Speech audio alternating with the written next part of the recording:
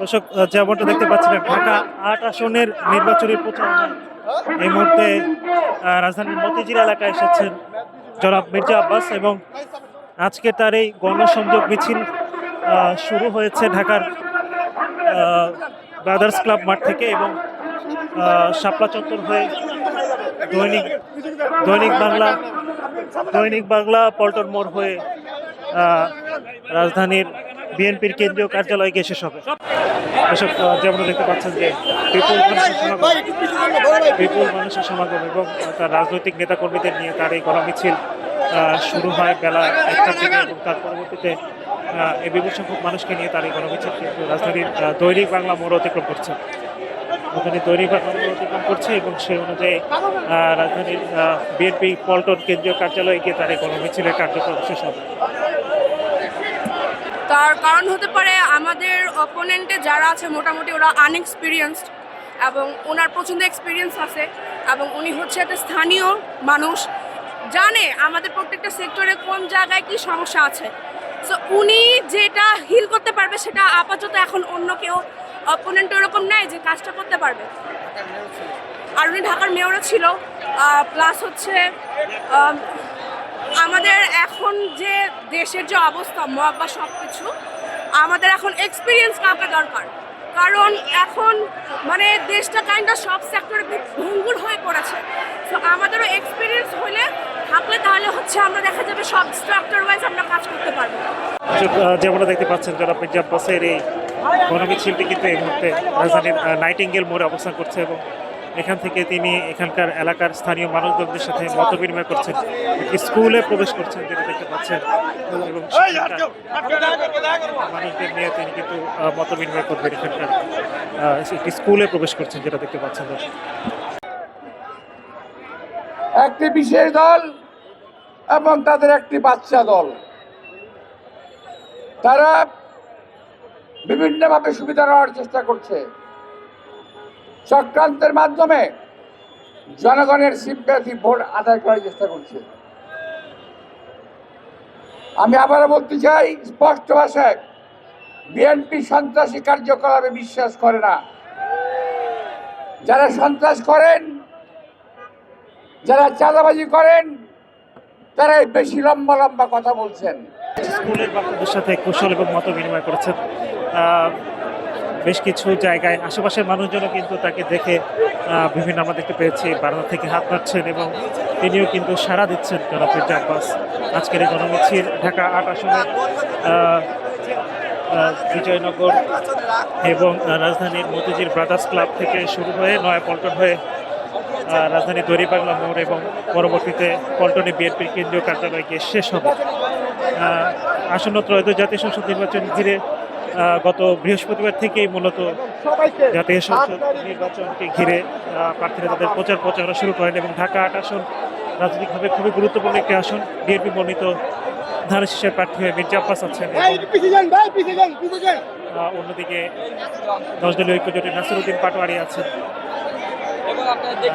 অন্যদিকে বিভিন্ন দলের মনোনীত প্রার্থীরা আছেন, মেঘনা আলম আছেন স্বতন্ত্র প্রার্থী হিসেবে।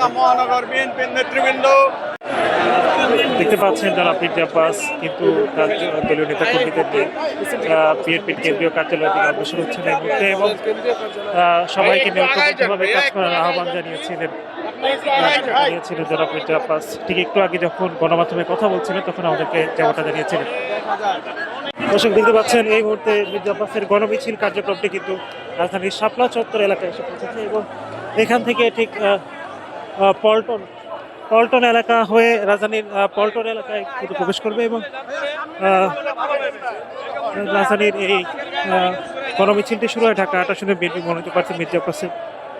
এই গণমিছিলের কার্যক্রমটি শুরু হয় রাজধানীর ব্রাদার্স ক্লাব মাঠ থেকে, এবং ব্রাদার্স ক্লাব মাঠ হয়ে এখন এটা পল্টন এলাকায় প্রবেশ করছে। আপনারা যেটা দেখতে পাচ্ছেন, জনাব মির্জা আব্বাস তার গাড়ি বহন নিয়ে এগোচ্ছেন, এবং গাড়িতে থেকেই তিনি কিন্তু আশেপাশের মানুষ যারা আছেন তাদের সাথে মত বিনিময় করছেন, এবং সে অনুযায়ী অভিবাদন জানাচ্ছেন। আমরা দেখতে পেয়েছি এলাকার স্থানীয় মানুষজন বেশ উৎফুল্ল, এবং তার সাথে অনেকের সাথে হ্যান্ডশেক করেছেন, কারোর সাথে সালাম বিনিময় করেছেন, এবং বেশ কয়েকটি স্কুলে তিনি প্রবেশ করেছিলেন যেখানে শিশুদের সাথে তিনি মত বিনিময় করেছেন।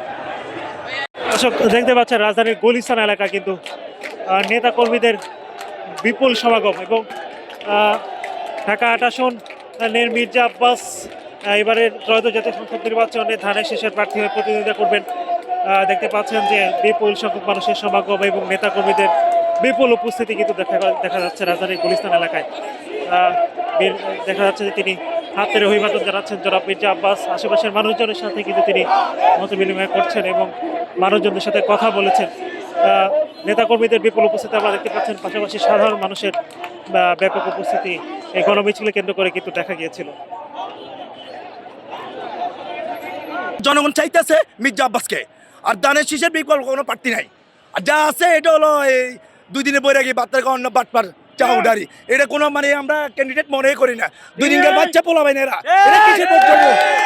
দর্শক দেখতে পাচ্ছেন জনাব মির্জা আব্বাস শান্তিবাগ স্কুলের কিছু শিক্ষার্থীদের সঙ্গে ছবি তুলছেন এবং আমরা যেটা দেখতে পাচ্ছিলাম যে বাচ্চারা জনাব মির্জা আব্বাসের এই মিছিলকে কেন্দ্র করে কিন্তু বেশ উচ্ছ্বসিত ছিলেন। দেখতে পাচ্ছেন যারা মির্জা আব্বাসের সাথে ছবি তুলছেন এবং ধানের শীষে হয়ে প্রচার চালাচ্ছে।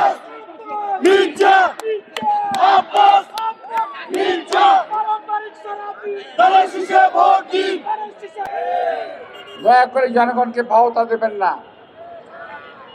এই দেশের জনগণ বোঝে, বিশেষ করে বাংলাদেশের রাজধানী ঢাকা, ঢাকার রাজধানী ঢাকা 8 নির্বাচন এলাকার জনগণ, এবং তারা কেউ বোকা নয়। জনগণকে বোকা বানানোর চেষ্টা করবেন না। আমি আপনাদের বিরুদ্ধে কোনো হুঁশিয়ারি উচ্চারণ করতে চাই না। আমরা বলতে চাই সুন্দরভাবে শান্তিপূর্ণভাবে নির্বাচনটা হতে দিন। এই নির্বাচনের মাধ্যমে জনগণ যাকে জয়ী করবে তাকেই আমরা সালাম দেব, তাকে আমরা মেনে নেব। দর্শক যেমনটা দেখতে পাচ্ছিলেন মির্জা আব্বাসের আজকের দিনের গণমিছিল কার্যক্রমের কিন্তু ঢাকার পল্টন থেকে এখানেই সমাপ্ত হলো।